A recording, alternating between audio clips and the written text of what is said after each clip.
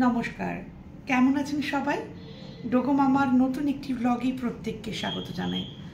আচ্ছা, আজকের ব্লগটা করতে এসেছি আমি বলে দিই আগে থেকে। সেটা হচ্ছে আলপনা আর রুবি কাকিমাকে নিয়ে। আমি আলপনা আর রুবিকে নিয়ে, মানে রুবি আন্টিকে নিয়ে লাস্ট দুটো ব্লগই করেছিলাম। যখন আলপনার মৃত্যু সংবাদটা পেলাম সেটা, এবং তারপরে বোধহয় একটি ব্লগ করেছিলাম।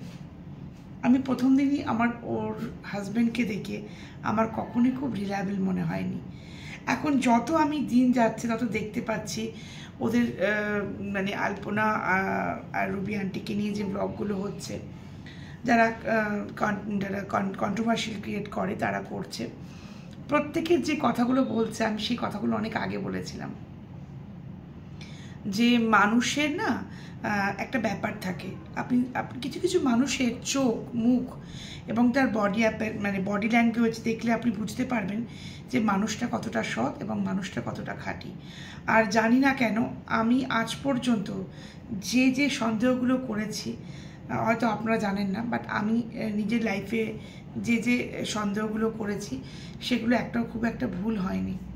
সেগুলো অ্যাটলিস্ট 80% ঠিক হয়েছে, এবং এই ঘটনাটাও সেই 80%-এর মধ্যেই পড়লো। আমি সত্যি ভাবতে পারিনি মানে ঘটনাটা এত তাড়াতাড়ি ঘটবে। আমি ভেবেছিলাম ঘটনাটা ঘটবে, বাট এত তাড়াতাড়ি, মানে 6 মাসের মধ্যে একদম মানে চ্যানেল আলাদা হয়ে গেল, দুটো চ্যানেল ভাগ হয়ে গেল। অবশ্যই আসছি সেই কথাতে। প্রথম কথা, যখন আলপনা মারা গেল, আলপনার রোগটা এমন কিছু দুরারোগ্য ব্যাধি ছিল না যেটাকে সারানো যেত না। আমাদের দেশে অনেকেই এমন রোগে ভোগেন যাদের শরীরে রক্ত অল্পতা আছে, যাদের রক্ত কম তৈরি হয়, এবং তাদের একটা মিনিমাম চিকিৎসা মধ্যে রাখলে তারা কিন্তু আস্তে আস্তে সুস্থ হয়ে যায়। এবং যদি সঠিকভাবে সঠিক সময় চিকিৎসা করানো যায়, তাহলে আমার মনে হয় এই রোগ কাউকে মৃত্যুর দিকে টেনে নিয়ে যেতে পারে না। জন্ডিস, এখন আগে জন্ডিসটা ভয়ের ছিল, বাট এখন কিন্তু জন্ডিসটা অত ভয়ের নেই। যদি সে প্রিকশন নিতে পারে, যদি সে ঠিকমতো চিকিৎসা করাতে পারে। হ্যাঁ, লিভার ফেলিওরের ঘটনার কথা আমি বলছি না, তার আগের স্টেজগুলোতে মানুষ তো অ্যাওয়ার হয়ে যায় না, তো সে তো বুঝতে পারে যে আমার ওয়াইফের কী হচ্ছে বা কী করা উচিত, সেগুলো যথেষ্টভাবেই করা উচিত। তাই বলে না যে দেখবেন আপনি একদিন, দুদিন, 3 দিন আপনি মুখোশ পরে থাকতে পারবেন, কিন্তু বছরের পর বছর, দিনের পর দিন আপনি মুখোশটা পরতে পারবেন না। সেই মুখোশটা একদিন আপনাকে খুলে আপনার আসল চেহারা আপনাকে বার করতেই হবে। এই ঘটনাটা যে এত তাড়াতাড়ি এইভাবে ঘটে যাবে আমি একদমই কল্পনায় আনতে পারিনি, সত্যি আনতে পারিনি। আজকে রুবি আন্টির কী পরিস্থিতি, ওই একটি বয়স্ক মানুষ, এই বয়সে উনি ওনার মানে একমাত্র সন্তানকে এইভাবে অকালে হারিয়ে যে কষ্টের মধ্যে উনি দিন কাটাচ্ছেন, সেটা একমাত্র উনিই জানেন। আর 80 চ্যানেলের কথায়, দুটো চ্যানেলের মধ্যে একটা চ্যানেল উনি চালাতে পারেননি। এটা স্বাভাবিক কথা। একটা ইউটিউব চ্যানেল চালাতে গেলে শুধুমাত্র ভিডিও করলেই তো হয় না। ভিডিও করার সঙ্গে সঙ্গে এডিট করা আছে, ভিডিও করার সঙ্গে সঙ্গে আরও অনেক কিছু করা, যেগুলো ঘিরে একটা ব্লগ চ্যানেল চলে।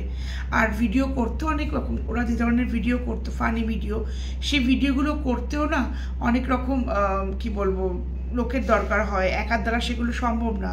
আর রুবি কাকিমাকে যতদূর ওনার বয়স হয়েছে, তারপরে ওনার এত বড় একটা শোক, উনি যেটা কাটিয়ে উঠতে আজ পর্যন্ত পারেননি, সেই শোকের মধ্যে উনি ডুবে আছেন, সবসময় কান্নাকাটির মধ্যে আছেন।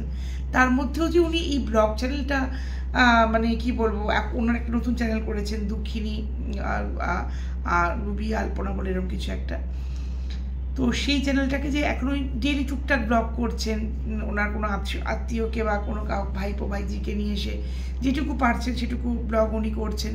আমি প্রত্যেককে রিকোয়েস্ট করবো ওনার ব্লগগুলো দেখবেন, ভালো লাগলেও দেখবেন, ভালো না লাগলেও অ্যাটলিস্ট দেখবেন। অ্যাটলিস্ট ওই মানুষটার পাশে আমরা এরমভাবে হলেও থাকতে পারি যাতে। এবং উনি যে চ্যানেলটা বিক্রি করে দিয়েছেন, সেই চ্যানেলটা আমিও জানতাম না। আমি হঠাৎ করে যখন চ্যানেলটা গেলাম, দেখলাম যে চ্যানেলটার ওনার এই ভিডিও আসে না। তারপরে আমি সব ব্লগগুলো খেয়াল করতে করতে আমি পুরোটা ব্যাপারটা দেখলাম এবং বুঝলাম যে সত্যি কথা, মানে আমার যে আশঙ্কা ছিল সেটা যেটা তাড়াতাড়ি সত্যি হয়ে যাবে আমি সত্যি ভাবিনি। আর এই মানুষটা পুরো একা হয়ে গেছে। আর ওই ছেলেটি তো শুনলাম নাকি কোনো একটা সম্পর্কের মধ্যে জড়িয়েছে, এবং তার সাথে ভিডিও করছে বা নতুন চ্যানেল মানে আরেকটা চ্যানেল যে ও নিয়ে সেই চ্যানেলটায় ভিডিও করছে, সবগুলোই কিন্তু চ্যানেলগুলো তৈরি করা আলপনার নিজে হাতে করে।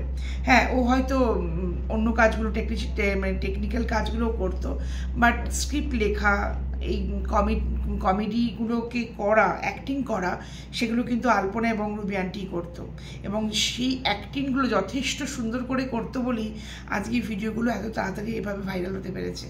আজকে তার জামাই সেগুলো সবই অস্বীকার করছে, সে বলতে সে নাকি সেই সব কিছু করতো, কিন্তু সেই একদিন লাইভে এসে বলেছে এবং ভিডিওতে বলেছে যে না, আলপনাই সব কিছু করতো এবং আলপনা ভীষণ ক্রিয়েটিভ ছিল, ওর মধ্যে ক্রিয়েটিভিটি ভীষণ ভালো ছিল, ও খুব ভালো স্ক্রিপ্ট লিখতো, এই সমস্ত কিছু বলতো। এবং যখন সময় পেত না বা শারীরিকভাবে যখন ও অক্ষম হয়ে পড়ছে, তখন কিছু কিছু লোকের কাছ থেকে ওদের স্ক্রিপ্ট লিখিয়ে আনতে হয়েছে, কিন্তু সেটা খুব কম। কিন্তু কোনোদিন ওই ছেলেটি কিন্তু মানে যে দাবি করছে সে কিন্তু কখনো স্ক্রিপ্ট লেখেনি।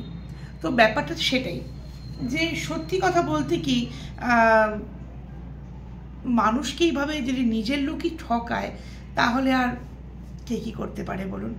যে ছেলেটা মানে আজকে ওর ওয়াইফের হাত ধরে, শাশুড়ির হাত ধরে এই জায়গায় পৌঁছলো, আজ সেই তাদের মানে কি বলবো, তাদের দুঃখের কারণে দাঁড়ালো।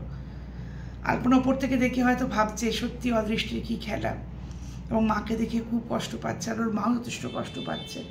আমি রুবি আন্টিকে একটা কথাই বলবো, রুবি আন্টি আপনি যেরকমভাবে পারবেন ভিডিও করবেন, আমরা প্রত্যেকে আপনার ভিডিও দেখবো, প্রত্যেকে আপনার ভিডিও আমি দেখিও এবং দেখবো আরও। এবং আপনাদের প্রত্যেকের কাছে একটাই অনুরোধ যে রুবি আন্টির ভিডিও দেখুন।